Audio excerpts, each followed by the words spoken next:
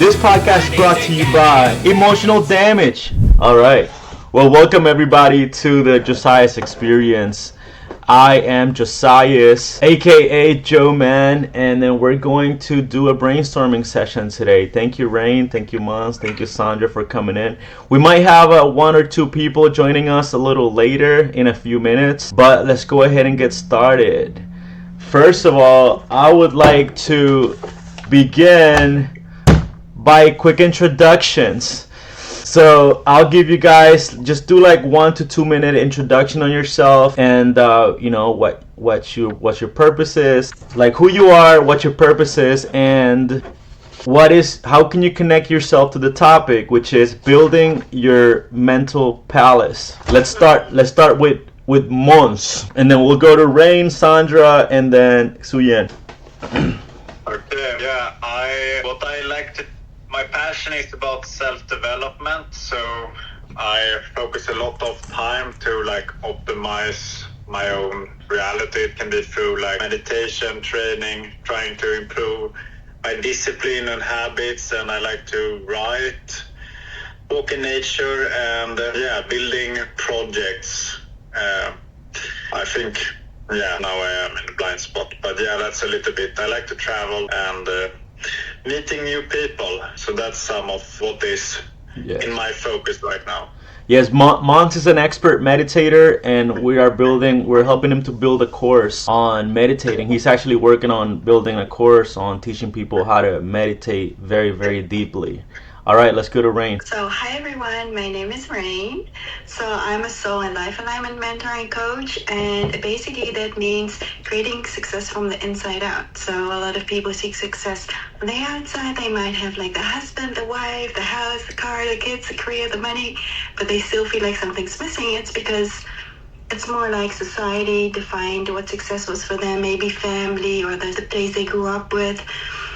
And so I help them to create alignment from the inside out. So I basically specialize in emotional intelligence, self-love mastery, healing your inner child, subconscious reprogramming, but also retraining your brain, and the masculine and feminine energy. And everything basically comes down to energetics, whether I help someone in a single session get rid of eczema or irritable bowel syndrome, or even intangible things like depression. Even I've had a client had clinical depression, and within a free program, actually, within 3 days of 2 hours each day, she completely released it. So that is so amazing, and I absolutely love what I do. And you spoke about purpose.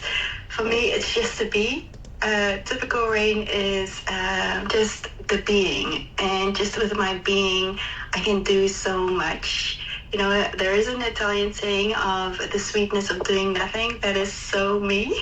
And within the doing nothing, so much happens. So, so that's me. I love that. You should begin it. Next time we should begin with that quote. All right, Sandra, let's go to Sandra. Okay, I'm just like everything. When I say that, my lived experience has helped me to realize and recognize life the way I see it from a mature perspective. When you're young and frivolous and you do crazy things, you don't really see life in its totality. And I'm still learning that totality. Nothing is absolute. And I've learned so much. My mother died 10 months ago. And from her death, I'm now discovering who I am.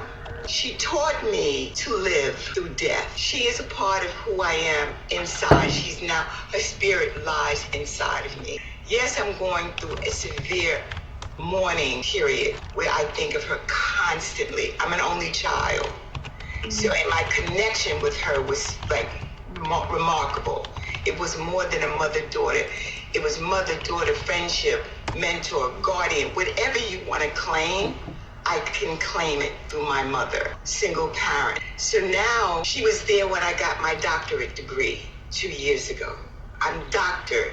Sandra Murphy now. And she wanted to see me live through that dream, and she did. And I can relate to Rain. I'm a teacher. I got my doctorate in organizational leadership in education. So I went from And backstory, real quick, from the entertainment industry for 20 years, I worked behind the scenes, film, theater, television. I segued into leadership in education because I wanted something more for myself and my community. And I realized our children need that special voice. They need that help. They need that guidance. They need to hear sensibility, and they need proper educational instruction. That's where I come in. So now I'm going through getting my special ed certificate, because I'm a special ed, understanding children with autism on the spectrum and going through various ups and downs in their disability. I'm also a life coach. I'm working on that. I do a lot of mentoring. I do a lot of tutoring because I understand people, and I think because my lived experience, I've learned how to embrace my fellow man, not being judgmental, not being elitist, but really grassroots, because we are struggling out here mentally, and I feel it each and every day, especially in the Black community. We are dying, we're crying for help. That's why I love the fact that this is a global connection. And I think it's all over the world now. People are looking for maybe a savior, maybe something to help them get through the ups and downs of their life. So that's basically who I am, and I am enjoying myself right now. I have to leave. I may have to leave early because guess what? I do pole dancing. That's a part of my discovery. After my mother left me, I discovered a new genre. I love dancing. I love reading. I love all those things. I do salsa dancing, but then something hit me. Pole dancing. I've been doing it now for a couple of weeks. Absolutely fanatical. Yes, you get naked. Yes, you twirl around those poles, but it's something where you connect with yourself, your inner being, and your body, and your aesthetic. Yes. As young as I Excellent. am. Dr. Murphy, you're a Toastmaster. You went over time. You went over time, Dr. Murphy. I know that. I said 1 to 2 minutes. Come on, Dr. Murphy. Wow. Catch me at Club Shay Shay on Oh my God. I'll give you an experience that you would never forget. Oh my God. All right. Well, on that note, let's get started. Proper educational instruction. I'm gonna bounce off of that. I'm gonna bounce off the sweetness of doing nothing. I'm gonna bounce off of meditation teaching into our topic for today, which is building your mental palace. You guys remember Sherlock Holmes? Sherlock Holmes did this thing where whenever he was solving a crime, he would go into his mental palace. In his mental palace, there was all the knowledge that he had neatly organized, and he would close his eyes, enter his palace, and look for the information that he needed. Memories, facts, figures, things that happened, movies he watched, all the information neatly stored inside of his mind palace. That's what we're going to talk about today. Building your mind palace. This is great for memory. This is great for recall. Yeah, memory. It's great for memory. And if you have organization, it's great for clarity. Bilinda, welcome. Hello, how are you? I'm great. The topic today is building your mental palace. And as I was saying, mental palace, you remember Sherlock Holmes? That's what he used to use. That was his main tool. Whenever he was solving a crime, he would go into his mental palace and he would go into the rooms and find all of the information that he needed, either from movies, from books, from facts, figures, data, past events, memories, all of that neatly stored into his mental palace. That's what we're going to talk about today. On Monday, on our Spanish Zoom, we spoke about the mental palace as a metaphor for organizing your mind like a gold mine at the center of your personal planet. How music, culture, and the subconscious loops shape who we become, often without permission. The process of letting go of old internal characters, emotional patterns, and identities that no longer serve our future. There are things in our mental palace that don't need to be there, but they're there. We need to do some palace cleanup. And as we began experimenting with breathwork, acting, and visualization as ways to embody the next version of ourselves. Now it's time to build our actual loci palace. The concept of the mental palace comes from the Roman loci. The Romans had a system for memory called loci. Basically, you pick a location in your mind or in your memory and you store files that you want to store. Very simple. For example, if you have a childhood home, you could go into your childhood home, go to one of the rooms there right now. You could imagine it very easily. All of you can. Take a framework that you're learning from your studies or something from one of your clients, a testimonial. Put that, associate it with a picture, and put it in that room. Now, whenever you need to remember that and you're like, I forgot, you don't have to remember that. You just go into the room in your memory, in your mind palace, and you open the file. Let's begin the conversation. I think people are afraid to deal with their mental palace because there's a lot, some of us, not all, but exist there. Pain exists there. And we tend to hold on and to linger into that area of our lives, in that room, as you nicely put it.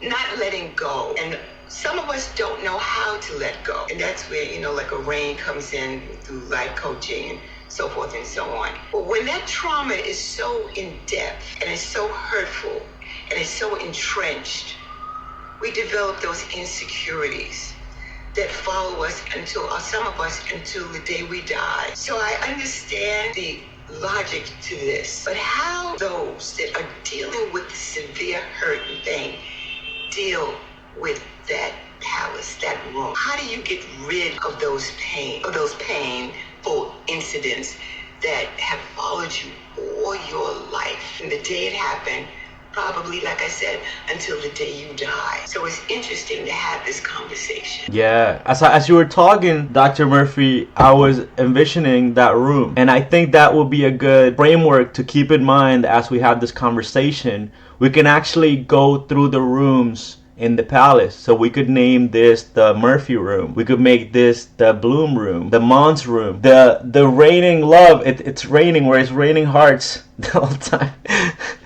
Thoughts. Let's continue this conversation. Yeah, I like the way you explain it. You sound like a mental wizard. Yeah. So often, like when I do write, you use the word mental palace, but often it's like similar to like the mental template. That's often how I describe. But basically, like what is within our mind. And I've actually worked with this a lot lately, how to reprogram with visualizations, what we think.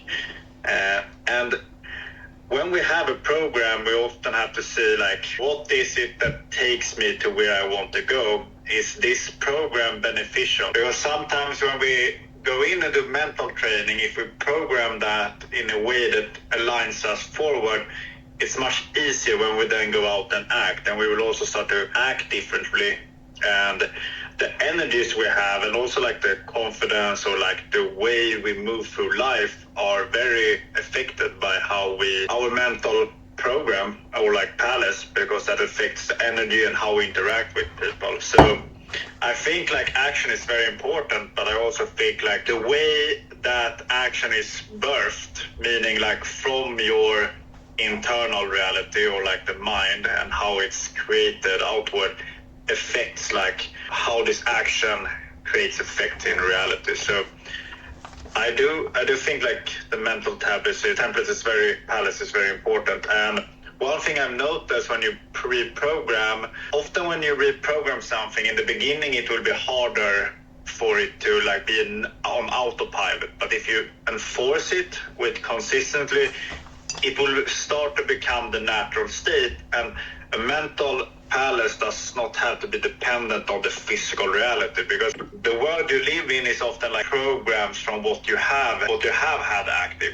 So manifest from within to without can be a good way to enforce change with action as well. Yeah. Excellent. So we have the Murphy room is the emotional intelligence room. The Måns room is a programming room where he spoke about going on autopilot, on and off, and from within to without. Who's next? Bilinda, Rain? Yeah, I can go. So I must say this is the first time ever I've heard about Mind Palace.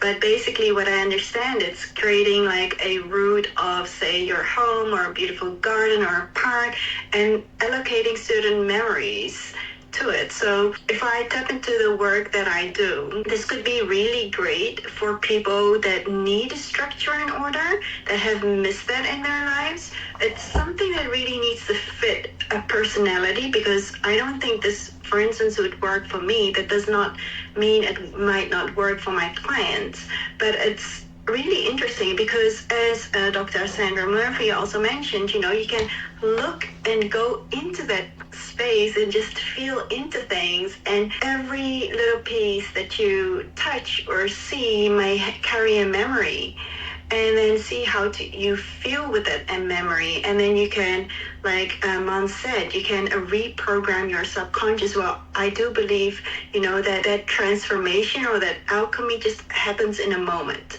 Usually these things take a few minutes with my client, and it's just they suddenly release whatever was holding them back, which is so amazing. But also, as Tony Robbins said in the community where we met, is you can totally, just change the memory as well, like with sound, with movement, with making something larger or smaller or whatever it is. So it's really interesting, and especially if you'd like to create a beautiful place for yourself, whether, I don't know if you spoke about this, Måns, to really kind of cast a future projection, as I call it, in when I coach and mentor, casting a future projection. You could use it for that, but also reframing like the past and things like that. So it's very, very interesting, and it's not just Mind Palace. You could also do this with emotions and other things. So it's very, very interesting up until now. So thank you, Joe. This is the very first time I've heard of it, but very, very interesting. Thank you so much for sharing. Absolutely. This actually comes from a couple of places. First, from Sherlock Holmes. I've always wondered, how does he do this? But then I took a program called Memory in a Month by Ron White, and he spoke about this loci concept. The Romans have done it for so long, and that's something that's super interesting, because the Greeks, Yes. The Greek nobility, actually they always practice persuasion. The nobles practice persuasion every single day for 8, 9, 10 hours a day together. How can I persuade an audience? How can I speak eloquently? How can I be an orator and fluctuate my voice and say things in a way that will impact the minds of people? The Romans did memory. I think the Greeks probably did as well. Belinda, what do you think? Wait, before you go, I think Rain is going to be the triad room, because she mentioned the physiology and the language and the reframing and people that need structure and order. So she could be the triad room. Then we could change it after, but so far that's all right. Let's go to Belinda. So I need to go back to Dr. Sandra Murphy, because what her statement was in the beginning, I can't just move past that. So I myself have experienced significant trauma around sexual abuse by multiple people since the age of 3, family members, multiple men. I'm sharing this from emotional intelligence, not of feel bad for me. So I grew up really poor. Not as poor as some people I've read their books around. Thought I was poor until I read certain books. I was homeless by the time I was 16. Came from, my mother was 15 when she had me. I mean, like trauma after trauma, and I don't want to go so far into that. But the reason I'm saying this is because I want someone to know that there is a way out of this. I went to 20 years of talk therapy. I saw 20 different therapists. You do not have to live there. And when you were talking about some people wouldn't even want to go and explore because it's not a palace, it's a dungeon. It's a dungeon of shit. And so when you do the work, and I know it might sound strange, but there are some people that are just not in the place yet, wherever they are in their journey, you meet them there. But there are some people that are just in the stage of realizing what happened to them. They need to speak about what happened to them. And what I know now is, like, you need to speak about it. You need to speak about it once, and then what do you want to do? How do you want to change that? And we can update our rooms. So for me, if I was going to go back to past trauma, there would be a lot of trauma in a bedroom. And so I don't have my childhood bedroom in my mind anymore. Now that might be, maybe it's a completely different room. It has nothing to do with a bed. Maybe it has something to do with treasures that I put into it. Because for me, all of the things that happen in my life become huge gifts because I'm able to help people because I went through it and I navigated through it successfully. But yeah, I thought it was really important what Dr. Sandra Murphy said about some people won't want to look at it. But I want people to know that you absolutely can move past it, whether it's, I'm 52. It took me until I was 45 to make the change. And it can happen at any time. And it happened like that, although it didn't happen with years of learning. But I love this idea of the palace. And we get to update all of our rooms. We can change them into different rooms and to different meanings. Bilinda, you're the dungeon master. No, I am not the dungeon master. You're in charge. I refuse the title. I'll be the decorator if you want, but I'm not the dungeon master. Here, change your name back. Put your own title because that's what I want to put for you. I will change my own name. I will not be the dungeon master.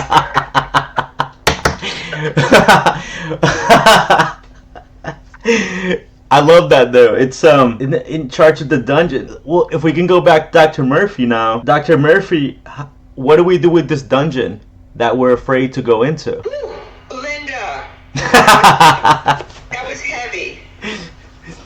But I love the fact that you got through it. You are a remarkable woman. You are strong as hell because you gave us a minuscule of your background. Mm-hmm. You go through the whole emotional and straightforward. Yep. This is what happened. I dealt with it through therapy. Now I'm telling my story. Mm-hmm. Do you know how many women are so afraid to tell their story? Yeah. It could be, I call it deja vu. You walk into a room, it could be a smell.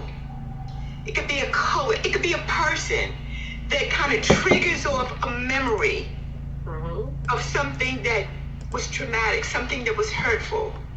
But you've learned how to side or how to deal with those memories. And you're not escaping. You're dealing with reality because you are now looking at the situation for what it was. You have discovered Bilinda. So yes, talking therapy is excellent. I'm a true believer in that. Talk it out. Don't let it fester. Don't hold it in. Because as long as you hold trauma, hurt, or whatever the situation, it simmers, it boils, and you explode to the point where you're suicidal. You hurt yourself, you hurt your family, you hurt your loved one, somebody that wants to get close to you. You don't know how to establish a relationship because you see relationships as being detrimental to your health. You have learned how to deal with it in such a strong and significant way. You need to be out there, my sister. You need to be writing books. You need to be doing lectures. You need to be doing TED Talks. And I'm not saying this to pat you on the back. I'm looking at it from an authentic perspective. The fact that your mental palace and all the mental palaces that we're talking about are so unique within itself. And we all have experienced something in our lives that some of us don't even want to talk about because we're afraid to be judged or we don't want to look at the reality. Life is reality. You can't live in this bubble. Take off those rose-colored glasses and see life for what it is and make it happen for you. Linda, you made it happen. I'm making it happen because of my mother's death. I am determined not to wallow in self-pity. I'm moving on because that's what she would want me to do. I'm figuring it out. Sometimes you never figure it out. You want it so bad, but it's so hard to reach it, to find it. But I think we're all in this room looking for something, a purpose. Sometimes people don't know what their purpose really is. I'm still searching my purpose. I know I want to be an educator. I know I love children. I know I want to change the world from a social perspective. How do I do that? I'm going to open up my own after-school program. How do I do all of these purposeful things for me and help my community? Help a Bilinda, help a Ray, help a Mon, help a, there's so much help because we have that experience that we could give each other. This is a great topic. Thank you, because now we're exploring our opportunities, which are great in so many ways. I will say this is a great topic, but I guarantee you, either on this call or people that are, well, there might be some people that are no longer listening because immediately the butt clenches. Why are we talking about this? This is not okay. Yes. It's supposed to be fun. Tell them. You're not going to reach everyone, Bilinda. Yeah. But people who are in denial, and they're going to be in denial for the rest of their lives, for some folk. But for those that want to listen, to get out of that mindset of not dealing with reality, it's reality, y'all. All of us are struggling. I don't care who you are, what you do, economically, socially, or whatever the case may be. We are all struggling to survive in a world that perhaps don't understand who you truly are and your purpose. So don't worry about those that don't understand. Think about those that you've reached today in the room, maybe outside the room. Because you really gave me something to think about. How strong you are. I admire your courage. You got on this and talked to mere strangers about your life. That's not easy. But I admire your courage. All of us need to have that mindset. Don't be afraid to speak up. Don't be afraid. Embrace your faults. Embrace what you've been through, the pros and cons. But embrace it, love it, appreciate it, and then move on. You weren't expecting this today, Bilinda. No, she brought it on to be real. She's bringing that fire. Is this something you needed to hear today? Me? Yeah. No, it wasn't something I need to hear, but I think there's somebody out there that needed to hear it, and I couldn't have her say what she said in the beginning without addressing it and just moving past that, because that left people that are listening or watching thinking, that's me. Okay, so what do I do with it?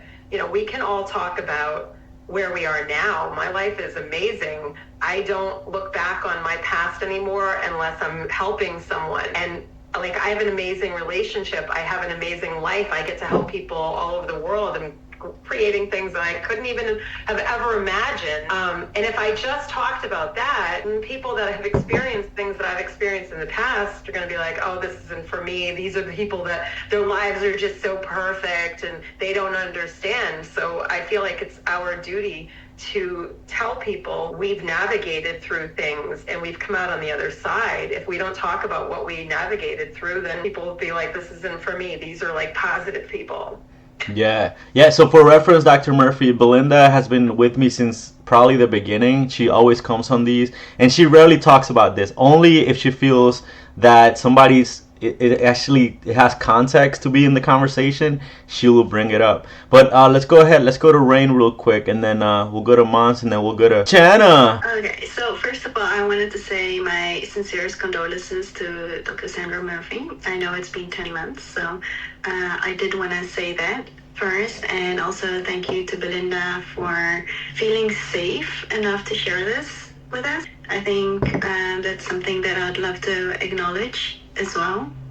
And I did put in the chat that I'd love to respond to this because, often people think that the biggest investment is money, working with a coach or whatever, but it's not. I always say the biggest investment is the emotional investment. It's like when we link it back to Mind Palace, going it back into a room, which doesn't need to be our childhood bedroom. It could be any type of room. And we go there. And currently, those memories may not be something that is serving us how we desire them to serve us. It's staying there. And all of those emotions, and it links also to forgiveness, is staying there and also hearing and seeing and feeling and acknowledging all those emotions and feeling safe within your body, but also mentally and emotionally feeling safe enough to actually, for lack of better words, deal with those experiences and those peoples and those memories. So the biggest investment is definitely the emotional investment. and being strong enough and to know that you're still here, and to move from surviving to thriving, and to create that safety for yourself. Because a lot of people, they see me as very soft and feminine, but my core energy is actually very masculine. The reason I can be very soft and feminine is because that protecting and that providing, and linking it also with the masculine, the feminine energy, it's not just a home and food on the table and financially. It's first and foremost always mentally and emotionally and energetically providing for a woman. But not to forget, you need to provide for yourself as a woman first and foremost as well, and a man also. Because also when a woman feels safe, or when anyone feels safe, man or woman, that's when things start opening up. That's when we have that space to be with the other thing, whether it's an emotion or a person or an experience, and allowing it to be, because emotions really are like people. In the work that I do, and even the belief systems are like people. They just want to be heard and seen and felt and acknowledged. Because what happens when you're in a relationship with anyone, especially maybe a sibling or a mom or a dad, or a romantic relationship, and you just ignore them, but you kind of push it aside or push it down all the time, it just creates more resistance. And I remember with the Me Too video that, when Tony was actually trying to convey the message, hey, if you push, you're going to get a push back. And so creating that safe space and protecting and providing for yourself, trying to get your nervous system to really feel safe and relax, even though at that very moment it might seem impossible. When you recognize this, it's the first thing, and being self-aware enough and getting out of that autopilot that might be in that space right now, especially when you've been through a lot of things. You might be living on autopilot. Create that space of safety. So that's like one thing, I did want to acknowledge with Bilinda, just feeling safe enough with us to share her experiences. So thank you. All right, let's get back on topic here. If your mind had a home, where would it be? Would it be a childhood house? Would it be a museum? Would it be a temple in the clouds? Would it be a spaceship? Would it be a city made of light? How would your mental palace look like? The first thing I was thinking about was like a space station between some nexus point in the galaxy or something. A pretty intense point, I would say. That was where I think might probably be. I can be pretty spaced out, so sometimes. So yeah, I actually did thought a lot about the shadow work, actually, because I think that is important. But yeah, you said go back to the topic, so maybe I should change what I was thinking. See if you can tie it in. See if you can tie it into your mind palace with the shadow work. Yeah. I do actually think, because when it comes to programming and changing ourselves, I think that actually the most important thing to address is the shadow, the darkness, or what you say in our mind. I don't see darkness necessarily as negative, but in the subconscious, or the areas where we had to integrate or deal with. Because this is also the points where it creates a lot of problems in our life. So I have tested a lot of different things, because I've also had a lot of mental challenges. I think there's different ways to approach this. For example, there is probably techniques. I don't know what works best for everyone, but sometimes people write down the most traumatic experience. I think I read heard about a study that when people write down their most traumatic moments, after a while it can help the mind to process or integrate emotions that were not processed. This can sometimes maybe sound counterintuitive, because, well, if you go back to it, maybe you go into that energy. But I do also think when you have maybe it's if you integrate it and then you can move past it, but maybe not to too much extent. A balance maybe there. But also to feel, I think in general, energies or emotions or anything that comes through us needs to be felt, to be processed through the subconscious. I know myself, when I have a lot of high energy, so tensions that I feel in my body, I often lay down and just maybe hold my hand on the heart and listen to calm music and just try to feel everything and just pass it through, and also try to maybe listen to calming music. That can be a way to process the states in the moment. And also, like, when it comes to programming, I do think that the way we see the world affects what we draw in. So, like, if we have shadows in our mind, these shadows will create perception that will alter the energies that are attracted to us. So I think, like, it is also good to, like, reprogram that. For example, if we have a victim mentality in some ways that are based on a trauma or anything, that will actually affect the way we perceive the external world, and that can affect our life decisions and directions. So and of course, like, everything else can work, like training, physical training, live healthy and other stuff. But I think, like, everybody, the way we deal with this is probably individual, but there is, like, general techniques. So yeah, that was what I thought about. Beautiful. Yeah, what I got from there, this is why I love these, because every time I hear one of you speak, I get an idea, a new idea. What if this mental palace was a smart palace, like a smart home or a smart house? You know, so that way now we can program it. Now we can program our home. We can program our palace. Not only can we save stuff that we memorize, you know, like we have the shadow work room. We could have a room just for shadow work. Like Tony Robbins has, like, a room for, like, just chest workouts. And then he has a room just for, like, breathing. And then he has, like, a room for, like, a cold plunge. Like, he's got, like, 1,000 bedrooms in his house. And then, you know, what if we had that facility where we have all these rooms in our mind? Each room we could use it for a certain purpose, and on top of that, we can program it. Just how we can, you know, like on Hitch, in the movie Hitch, where he's got a remote control for everything in the house. Like, lights, TV comes up, the music comes on, like everything, you know, like, or in the Jetsons, or, like, you know, on a sci-fi series where you can actually program your kitchen to make you 2 eggs, to make you breakfast and coffee. That's the ability that we have, that we can start that shaping. Jana, you just came in. The topic is mental palace, and we're talking about how can we use this beautiful mental palace concept, where, you know, in Sherlock Holmes, where he had that palace where he was able to go in there and, like, find the facts and stuff to solve cases like that. So we can actually use that for our minds. Do you have any thoughts on the topic? Welcome, by the way.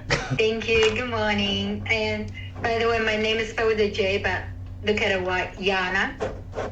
Okay, yeah, I don't know. That was Zoom did that, so. Yeah, okay, yeah, Yana is great.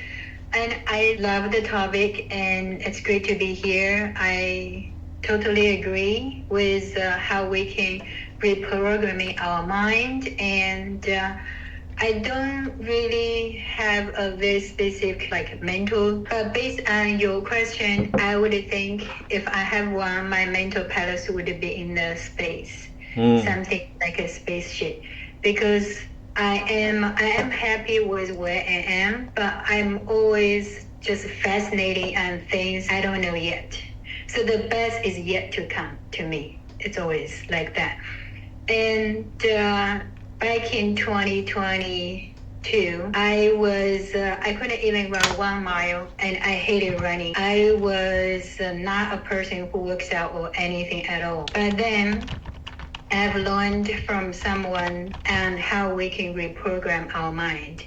And then from August 1st of 2022, I started my gym membership for the first time in my entire life. I started to run. I did 1 mile, and I was dying. Just 1 mile. I was dying. But then I was told I can trick my mind, basically reprogram my mind. I wrote down 25 times on a daily basis. I love running. I enjoy running. Just the same sentence. I enjoy running. I enjoy running. 25 times. I did 30 days in a row. Even 30 days later, I feel like I can run. I actually enjoy being outside, but I still didn't really feel like, oh, I have free time. I'm going to go out for a run. So I kept my affirmation reprogramming going.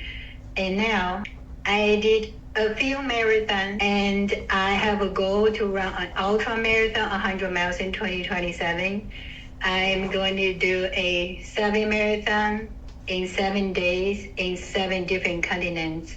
It's on my to-do list for 2028. Now, everybody in my brokerage in Austin, they all know, oh, Yana, the realtor who runs a lot. Everybody sees me, wow, she's a runner. She's a marathon runner, not just a runner. Then, wow, you must be, like, you were born that way. You were so dedicated. Like, my fun weekend, Friday, Saturday morning, I go, each morning I do, like, at least 10-mile run or more. I do, like, half a marathon. Like, Saturday and Sunday, guaranteed now. From someone who couldn't finish 1 mile, who used to think, I hate running. And now, anyone see me, they know I'm a runner. I completely changed myself. And now I truly believe in, and my body feel, yes, I'm a great runner. I'm not just a marathon runner, I'm an ultra marathon runner. And with me being more disciplined, and I just have those goals. So I'm always looking for something great up there so I can look forward to. And I just want to see where I can go and how much more I can develop from my... So yes, I do. I'm the living proof of reprogramming works, and I'm grateful for that. And now I'm excited to try other programs for myself. That's beautiful. That's beautiful. That's a step higher. See how we're building on top of each other. Måns mentioned the programming, and then now Jana talked about affirmations as a programming strategy. If we could program our mental palace, our mind palace with the affirmations, let's take it a step further. What if we could do the affirmation, visualize it clearly in our mind, colorfully, like a cinematic motion picture in our minds, and then take that image, associate it with a picture and a whole landscape, and then take that file, save it into one of our rooms, into our mind palace. We could take that, and now we could go there whenever we need to. I think you have to really believe in yourself to do that. Yana. Yes. Yana was apprehensive, but it was something like a light bulb that went on inside of you and said, wait a minute, I'm not going to let the fear factor stop me, or I'm not going to let my apprehensions about doing whatever I need to do to make my body better. You programmed, you believed something inside of you was blocking it. But then that blockage, something made you believe that you can actually do what you want to do. Hey, Dr. Murphy, excuse me, can you make sure you're in the shot? Because you're going like, you're like hiding. Listen, it's like you needed to do something to prove to yourself, not to anyone else, but to you. And you did it. You started running and running and running and running. You're going to do something else because that's not your full absolute journey. Your body is starting to love the way you're building on it. It's developing. You're looking good. You're feeling good. You're breathing good. You're eating better. Your mind is like on pilot there. Honey, you's like gone. You're in another stratosphere. And you're not going to stop until you reach whatever purpose or whatever goal that you're aiming for. You don't know what it is yet.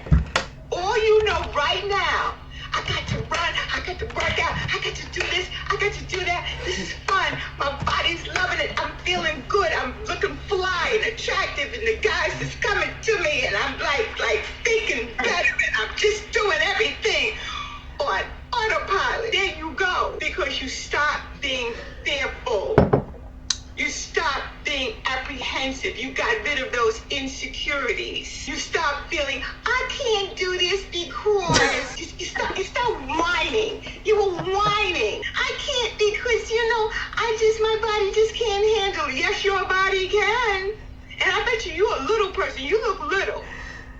You little? Yeah, you look. Yeah. How little are you, Jana? She's a little person. Little people can do a lot of stuff. People underestimate the littleness of power. Because we're very powerful, and I say that to say we can do whatever we want to do. We could program that. We need to start programming the positivity and leave that negative nonsense, garbage, trash alone. Whatever was told to you back in the day or whenever growing up, saying that you can't do, your programming is now saying, oh yes I can. Get the hell out of my face. Get out of my space, because you know what? I can do it. And I'm going to prove it to myself, not to you, but to myself, that I can do whatever I put my mind set to do. Right now, because I got to leave you also, I'm going to dance. I'm the youngest pole dancer in this class. But you know what? I'm not letting those young girls intimidate me. I put on my little shorts. And listen to my music.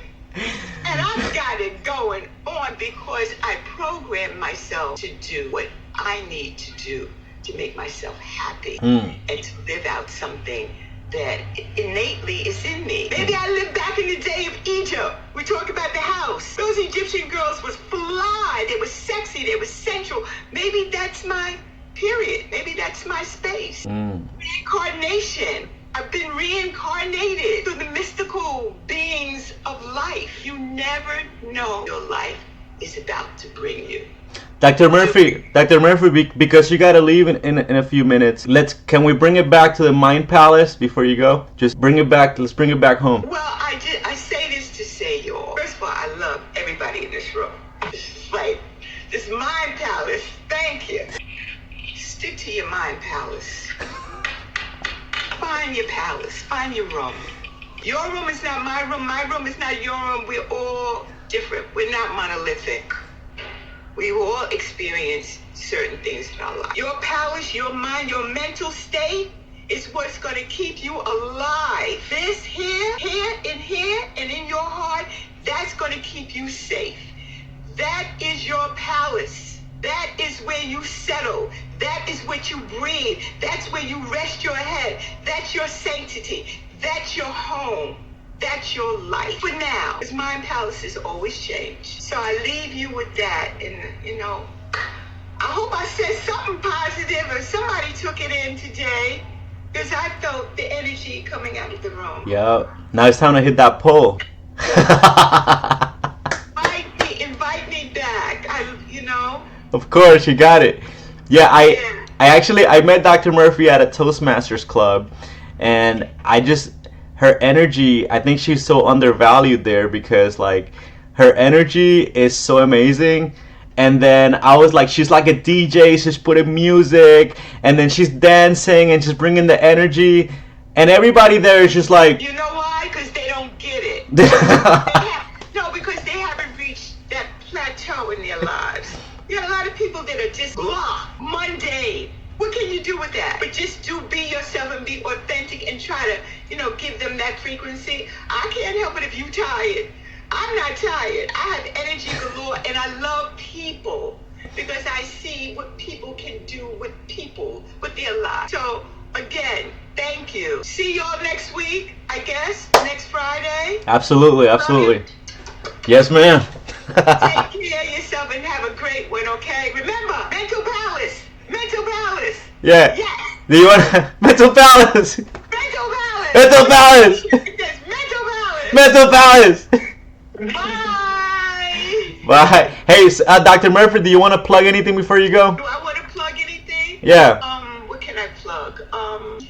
If you get a chance, let them know about Toastmasters Hour at TOB if they want to come in, and just kind of listen and talk and do a testimony, and maybe eventually join or just listen, do a speech or whatever, because it's a good organization and it allows you to network and to be, kind of like be yourself and get whatever's on your chest off the chest and just explore new opportunities. And that's where I met the marvelous gentleman up in the corner, the groundskeeper. Okay, so that's what I'm plugging for now. Okay. For now. All right. I got things coming. Okay. Like I said, take care of yourselves. Bye. Okay. That's powerful. I mean, that's an example of somebody who's programmed herself to be, her energy is dazzling. Jim Rohn used to talk about giving dazzling lessons, taking dazzling lessons so you can dazzle people. How do you do it? It's more than just the steak. It's the sizzle. It's the butter in the steak. It's the sauce. How do you develop that sauce? Let's get back to topic. When I step into the mental palace, I see what scent, what sound, what object greets you. Let's go back to Bilinda. What scent, sound, object. So when I was thinking about what would I want my mental palace, I'm not like a fan of space. I know a lot of people, they want to go to space. I like the quantum. That's a different idea of space. But when I really think about what would I want my palace to look like, I think about Walt Disney World, and I think about, you know, the castle. When you go there, it's like, for me, before I even enter and I know I'm about to see it, like, I get so excited and I feel childlike and I believe in the magic. And because I believe Walt Disney is like, they're always evolving, and they're like, what's the latest technology, and you learn something when you go there. And you can go into different places and it can be really peaceful, or there can be a lot of energy. At night there's fireworks, which is my favorite. So I think about, if I'm going to create this mental palace, I would want it to be something like that. And, you know, at night there's nobody there, so you still have downtime. It doesn't always have to be you're at Walt Disney World with thousands of people running around. There can be times of peace and tranquility. So that's what I think about. Same question, Rain. So is it your previous question of where is our mind palace, or what would you like me to answer, sir? Well, when you walk into it, when you walk into your mind palace, what scent do you smell? What sound do you hear?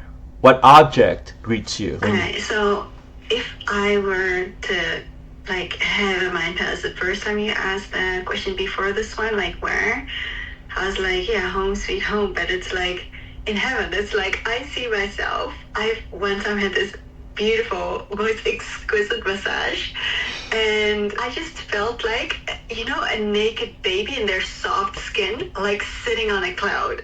And I don't smell anything, I don't see anything, I don't hear anything. It's just with my butt naked, baby soft skin on that cloud, and it's so lovely, so sweet, and just, yeah, I don't even have words for it. That's my mind palace. Like when I think of something like when Bilinda was talking about Disneyland, like me and my daughter, she's now 17, so we don't do that anymore, but we always go on and off. Like we go 1 year to Disneyland Paris, the other time we'll go to Movie Park Germany, and we would switch it off. But I couldn't live with that tiredness and that chaos of, you know, that kid wants to be there from the morning until the night, and it's like after a while you get like lower back pain and stuff. Like, to me, my mind palace is just baby but naked, soft skin on that cloud, and you're just like, and it's just so plush, you know, you can just sink into it. Like, you know, when some people just jump on a bed and they're like, wow, this is like a hotel bed. It's just like that's my mind. Butt naked baby. Butt naked baby, raining love on you. What about you, Janet? What about you? What's your, you know, when you go into your mind palace, what scent, what sound, what object greets you? Do you see yourself in the cloud as a naked baby with rain? I really love that. And so I already pictured it as well. So for me, I really love birds chirping, but not too many, just here and there a few. That's what I would hear. And what I don't think that would be an object or something greet me, but I see myself looking out from the top to the horizon. I want to see the sunrise. I'm not a fan of sunset, but I love sunrise. I love the morning a lot. I think it's just the sunrise is just so magical to me. That's what I would be looking at, and that would be from the state. What about you, Måns? What's your what do you hear? What do you smell? What object greets you? Like I was saying, like in the central of like I didn't know if I was gonna create like a building, but in the center of this like building, I saw like a volcano in like that's pumping out like power like an engine, and I saw like this was like a building I could move with my mind, so I could like teleport it. And I also saw like, you know, satellites around the building, but also like, you know, spaces for like total like deep work, like peace zones, like that you can go in and block everything, like to do like deep work, or I don't know, I did get some, you know, like different like energy zones in these buildings, like also like training areas. But yeah, I wanted to collect all areas of the lifestyle, but also some weird creative visually. That's lovely. That's what I saw right now. Yeah. That's lovely. Yeah, I mean, like just that visual of taking something and moving it, the volcano. That's great. What about you, Bilinda? Did I ask you this question already, Bilinda? Okay, let's go to the next one. Assign emotional anchors. This room helps me return to the feeling of. Why would you return here? What does it restore in you? So this room helps me return to the feeling of rain. Just I am, like I'm just being, I'm just there. I don't have to do anything. I don't have to think anything. I just am. And it's just my, you know, you just don't need it like a baby. It just sits there. You can do nothing. Like, don't you find it's really the sweetness of doing nothing, just the being. And I just love it. The sweetness of doing nothing. Yana, what room? What? This room helps me return to the feeling of what? And I can do anything. It's the beginning of the day. I can choose to have a productive day or relaxing day or just read, or it's a way for me to start. Everything's under my control. I can choose how I start a day, how to continue my life in the future. Bilinda, this room. Oh, go ahead. This room helps me return to the feeling of. So if I was it would be a room. It would be a UPW room.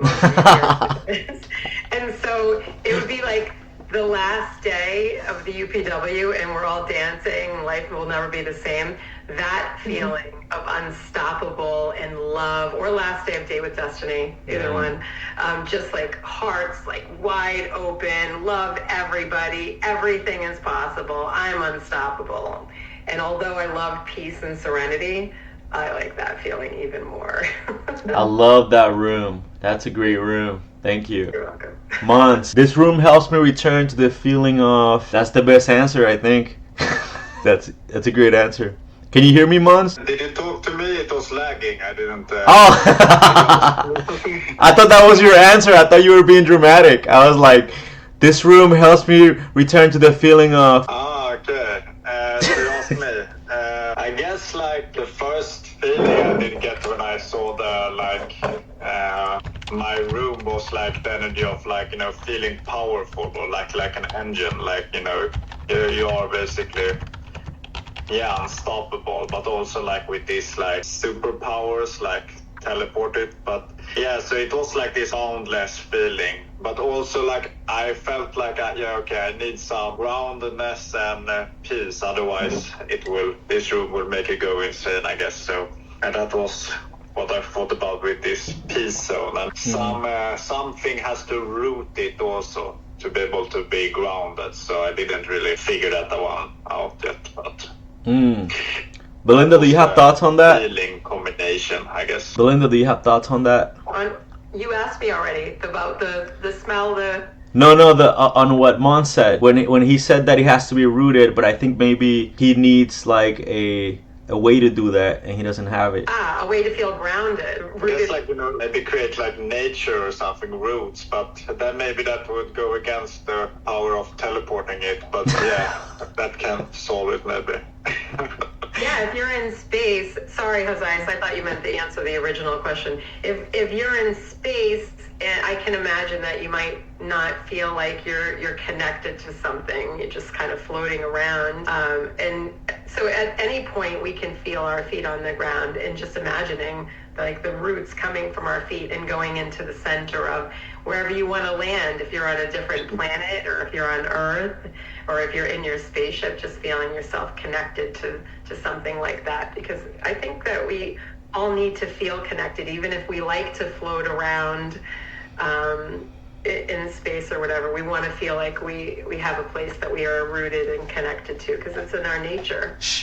Dan, what do you think? Yeah, I think that is very important, because like if you just go, I have myself gone a lot like in like higher, like thought about like metaphysical stuff a lot, and meditate with some advanced stuff. And you know, if you go very high, you need to like bring it down, because otherwise it's you can feel it's like too much energy in like the higher aspects of yourself, like the mind. And so I think like in order to like find this balance, you need to bring the energy down and also be in the present moment where you are and feel the moment. I think that is very important to the sanity, and like to not go out of balance, because I think you can go too much in one direction or another. I think this is like, you know, the way we need to balance. And sometimes if we're naturally in one direction, it's good to create stability in the other also. So Well, yeah, I think it's important to be grounded. Yeah, I've learned that the hard way.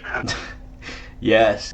So what about you, Rain? Do you feel like you need to be grounded from your cloud, or you know, how does that feel like for I you? do feel like grounded in the cloud. Like I am connected to you know, when you're, to me, when I'm like in my serene space, like I am everything and everything is me, but in a good way. Like I feel so connected with everything, but especially from the inside out with myself. So yeah, I do feel very grounded, because that is, like I spoke about in the beginning, because there is a strong masculine energy that protects and provides. I can be soft and I can be that baby on the cloud, and it's really, really, really lovely. Wow, that's amazing. All right, let's go to the next one. Walk us through, if you're ready. Share a guided tour of your first room or draw it. Narrate your walk through the palace as if telling a dream. Yana. In the first room, when we walk in, as I'm giving the tour, that would be just a desk. I know I'm in a space, but in my mind palace, everything still works. They will be able to move, and I will be able to walk however I would like them to be. I would just have a desk, and there will be just a computer, but computer is closed. It's turned off, not on. And you will see a coffee machine there, but it's not brewing coffee, with a curtain, and behind the curtains would be the floor to ceiling windows. And I will be if in the evening I will be able to open the curtains and look at outside to see the stars. That would be, it's more like a conference room, but in a space. I do want to be able to work or read with my kids there, and that would be a sofa. It's basically like a conference room. Interesting. Yeah, because I was trying to imagine laptop, but it's closed. Coffee maker, not making coffee. I'm like, what the hell? What's going on here? Yo, Bilinda, what does yours look like? What's guided tour? I was interested in hers. I was like, this is so interesting. I want to explore, why isn't it making coffee? Why isn't the laptop open? Yeah. Time. So this isn't very much like Disney, but I've explored this room many times. So just walking into like a really grand archway opening and walking into just what would be for any person a really comfortable and inviting space where they feel loved and accepted and peaceful all at once when they walk into the space. Also like feeling like there's something magical in the air and a really beautiful smell, but nothing overpowering so that it doesn't bother people's senses. Comfortable places to sit, or places for people that if they wanted to be in a meditative state so they don't fall asleep, and just a wall full of books with that ladder that you got to climb all the way to the top. And I mean, I don't know, it could be 10 stories high. Maybe maybe it's surrounding all parts of the room, just tons of books, and whether you want to go and explore on a mystical, magical journey, or you want to learn something new, or read poetry. So that's what this space would be like, really high ceiling, a really large room. What about you? What about Rain? Well, it's not as exciting as you guys, but it's just perfectly just as I like it. It's just like, I'm nothing, I'm everything, and you just exactly what I pictured for you guys is exactly how it is. But if I would want to give something back and like create a story, like a room and like this mind, I forgot what it was called, mind planning, mapping. Yeah. What was it called again? Mind mapping? Mind No. Palace? Oh yeah, Mind Palace. So sorry. So Mind Palace, I would say, if you've never watched the movie Infinite, because it kind of reminds me of Infinite with Mark Wahlberg, but also kind of reminds me of Inception with Leonardo DiCaprio. So I would gift everyone like this room, and then like in one of the last scenes of Infinite, there is this wall, and there's like infinites about people that are mortal and people that aren't mortal, and like there's this wall of all these souls or people captured in all of their lives. But instead of having that, you could literally, what you spoke about as well, and I think Bilinda spoke about a decorator instead of like a dungeon, and I spoke about in the beginning, is when you go into a room, you can literally create your own spaces, your own room, whether it's your childhood bedroom. You could have a room for like your passion, your mission, your work, your husband or wife, your kids, your family life, your money, your joy and laughter and happiness, whatever it is, and just this gift of this room. And you can just take a VHS or a cassette, or it needs to be something not like modern, but you can just pick it up and you just lay it off, and like you can create all these little things, and you can like create your own beautiful room, and you can just go into this room and go into that room, and it's like, and I think one of us mentioned, about surviving and things like that. I mean, you can literally gamify things when it's more difficult, and gamify it. It's like, okay, what do you want in your room? You can pick and choose this, and you can pick and choose that, and do you want it colorful and more chaotic and playful like Disneyland, or do you want it just to be? Do you want to pick some clouds and some light blue and some white, and like this like you can use all of your senses and just create this most beautiful thing. And yeah, so if you've seen the movie Infinite, you'll see like in one of the last scenes, you'll see like this wall in an office, and it actually has captured like lives or souls. But instead of that, just imagine this wall with all these little things that you can like, just pick and choose. Like, I'll have a little bit of this and a little bit of that, and I want like to go do this and that. That is so fun. That I thought you were talking about Inception for a second, but you're talking about Infinite. Yeah, also Inception, because Also. So the Mind Palace reminds me of Inception, because that's also memory based, and basically Inception is like a different movie. It's like using your subconscious and tweaking your memory, but afterwards people like sleeping and staying in their memory because it's something they've created, and that becomes their reality. So basically, I like to look beyond the movie. You can see it as very much so subconscious reprogramming and creating a new reality. Like literally, after a while, you cannot see the difference between a dream and reality. And basically, that's also what a lot of teachers teach, is like the mind doesn't know the difference between something that's imagined and a feeling that you've created, and this mental image and these thoughts and your quote unquote reality, right? So that's Inception. And then Infinite is also a really beautiful movie to watch. Like Inception and Infinite, both amazing. And the people that are like, I've seen every movie that has a hint of spiritualness. It's like, have you seen Infinite? No. I was like, okay, you should watch it. And they're like, how do I not know this movie? It's like, I don't know. Yes, I love it. I love the whole vibe of the naked baby on the cloud. Now, I'm just picturing you as a naked baby on a cloud. But I love at the end you mentioned where we are in a space where we using our senses to start like picking things here and there. This reminds me of lucid dreaming and then obtaining control inside of lucid dreaming, where we can start controlling that. Bilinda, have you ever done lucid dreaming? Is that something that you've experimented, and have you been able to control your world in a lucid dream? So I haven't done the exact controlling of the dreams. I love I do some meditations that take you deeper into dreams, but I haven't done the lucid dreaming. I have a friend that he loves it. He does it all the time. So I haven't explored that yet. I do need to go, so I wanted to make sure I get to say goodbye. Sure. Movie, when she was talking, reminds me of What Dreams May Come, when he created, when after they passed away, when they walked into their version of heaven, it was exactly what they would think life would be like if they could create it. So reminded me of that. And I'm going to check out Infinite. I wrote it down. Infinite, yeah. Any last words from you? No, this is a really interesting topic. I love the way that you come up with these things, and it really gives us things to consider and think about. And I haven't ever heard of this, what is it called again? It's Mind Palace.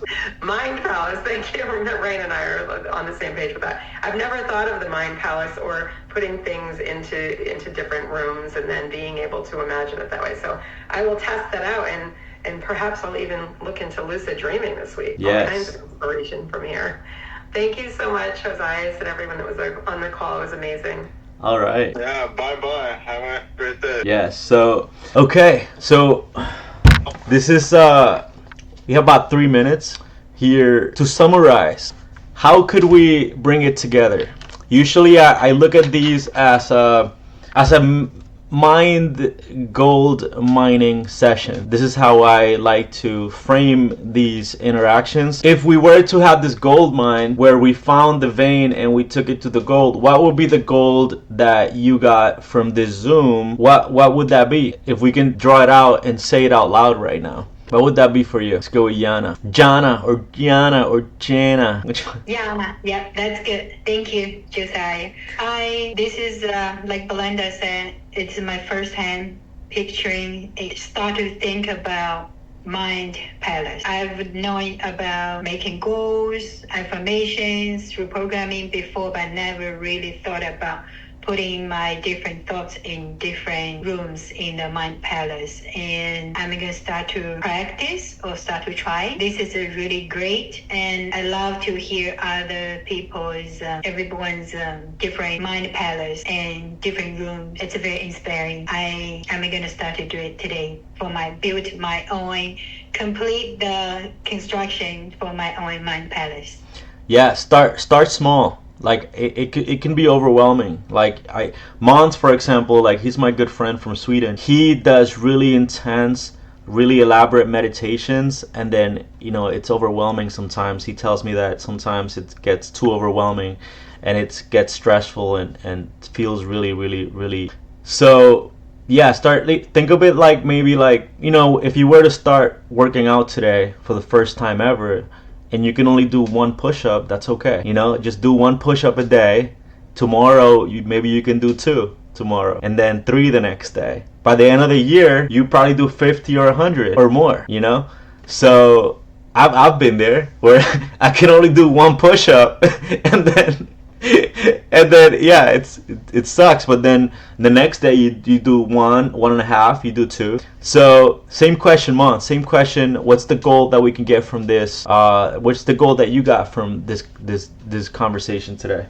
I think it was very interesting and deep in like a very mental way. I think we explored how the mind works, and you created a lot of visualization for that, how we can compact it in like a scenery, and everybody combine their own imagination to it, and also like the way we explore shadow work and reprogramming and personal experience. I think this was a deep exploration of the mind, and I think a lot of the life we create begins there. So I think it's an important topic to explore and learn more about. And when we share ideas, we always come from different experiences, and it's interesting.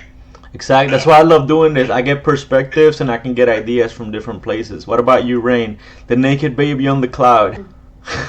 So I'd have to go back to what I first said during our call is when I had never heard about Mind Palace before.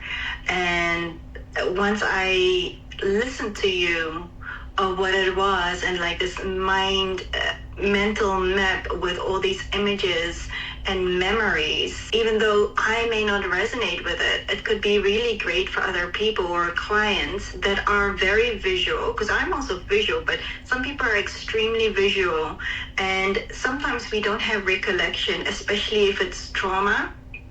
So coming into a space and using that mental map, and sometimes it's just picking up like a little thing. It could be a photograph or a pen or a diary or whatever.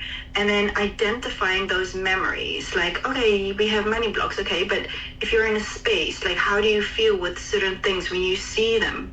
What is your memory of whatever it is, of the kitchen or a pot or a pan or whatever? And, you know, if I think about a pot and a pan, I think about like my mom like smacking me with like a wooden spoon and things like that. Like, but then it identifies, okay, that's still there. Wow.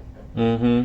Let's get into that feeling of that mind palace in that space of a kitchen, and then we can just feel and see and acknowledge and hear whatever had taken place. And then once we've released it, we're able to create what you mentioned later on the call, and I mentioned in the beginning of the call, is like reprogram that and then kind of create and build your own mind palace. And it's so beautiful, and it's just another tool to like, okay, let's take you to that place. What do you see? What do you feel? What is your memory with this cup or this pen or this whatever it is? Where are you? And it can be such a beautiful tool because everyone works differently, you know?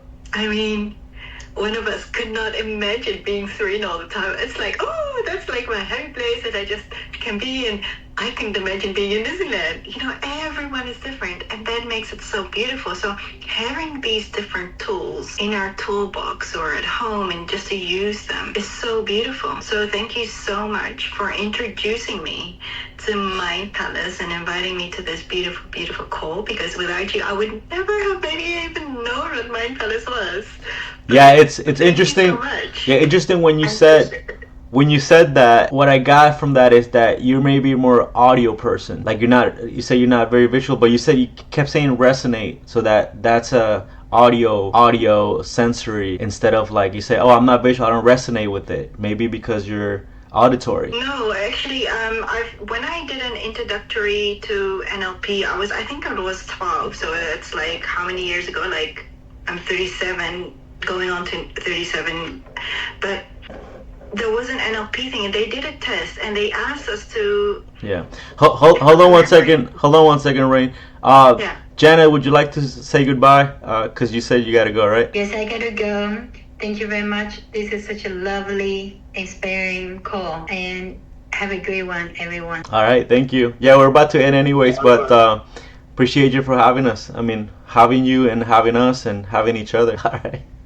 All right, what were you saying, Rain? Yeah, so they asked me to think of a memory, and actually what they found out is that I use all of my senses. I was like, oh yeah, like they asked about our bedroom, and I was living at my Nana and Pops at the time. I was like, yeah, I have this bedroom, and there's this, and the window's open, I hear this, and like I used basically all my senses, which was unique because a lot of people, they're either visual or auditory, or they have one specific sense that is more dominant. So yeah, I use basically all of it. Right, but So if you're not resonating with the visual part, it maybe that means that your visual is not as dominant as your other senses. They're kind of all the same. They're all the same. So for me, like when I read books, I like to have like a physical book, which I only fold the pages, and then I have one on my iPad where I can actually take notes, but then I also listen to it. So I like to use a lot of the senses, and I think later on in life, especially when I had my daughter, I made it a priority she's now 17, so to use all of my senses, because the more senses you use, the more connections in the brain. Right. I agree. Sometimes I would have. Have you tried a VR headset yet? No, but I've seen them online. Yeah. So sometimes I would put the VR headset on, and then to work, and I would have like ChatGPT on one screen, and I have 3 screens inside the VR, and then I have like a timer on one, and then I have like Pomodoro on this one, and then like so now I'm like hyper focused, and then outside of the VR headset I have my laptop and my phone, so I can actually, because the ChatGPT on the VR headset is not the one that I pay for. It's like a free one, but I pay for this one on the phone. And then I have a keynote so to write. So then I'm like thinking on the VR headset, and then like ChatGPTing, and then typing when I'm writing a book. So I'm like immersed in the whole thing, like in all possible ways. Wow, interesting. I would love to know how that looks like, because I'm like, a VR, isn't that like glasses that are like full so you don't see anything else? Yeah, but you do though. You can use the phone. You do though, because you can actually see, but I just left it. I left it. Oh, and I go, got it. And I go like, I was like, you still have a screen here and a phone, but you're using the phone and the screen and the VR. I was like, what? yeah, And because you lift it. because I get distracted easily. So this keeps me from getting distracted. I have the timer, which keeps me in line with the time. Like I'm like, all right, I'm focusing in Pomodoro, 30 minutes on this work session, boom, and then 30 minutes here, boom. But whenever I got to write, and so basically the amount of thinking that I'm doing, I stop the thinking. I'm like, okay, I have the thought solid. Now it's time to write it. I'll take it off and I write, and then I get back to the thinking, so I can do real deep work, basically, you know. Yeah, but anyways, thank you for joining us. It's been great. I think that we had a powerful time here. I do this every Wednesday and Friday at 11 a.m. Eastern time. And any last words before we say goodbye? Just a thank you. You're welcome. Yeah, it was a very interesting session or meeting. I liked it. A lot of thoughts. Yes, I love it. I like how we established, and we gave each other a glimpse of what our mind looks like inside. You know, for example, this naked baby, and then for Måns, he's like this spiritual being around volcanoes and and like you know, and spaceships and stuff. That's hilarious. So, Do you feel like a volcano, Måns? What? Do you feel like a volcano? Yeah, my energy often feels like that. It feels very intense. Like I have to like calm it down. Like it's Oh, wow. like pumping. So yeah, that is why I often like, you know, go. Often my meditation is to like listen to some calming and just try to like calm the energy down. So that is often like how I experience reality. But I do love it. But you know, it also comes at like, you know, you have to balance it out, or yeah. I need to get me a wife. I need to get me a wife. I need to get me a girlfriend. I need to get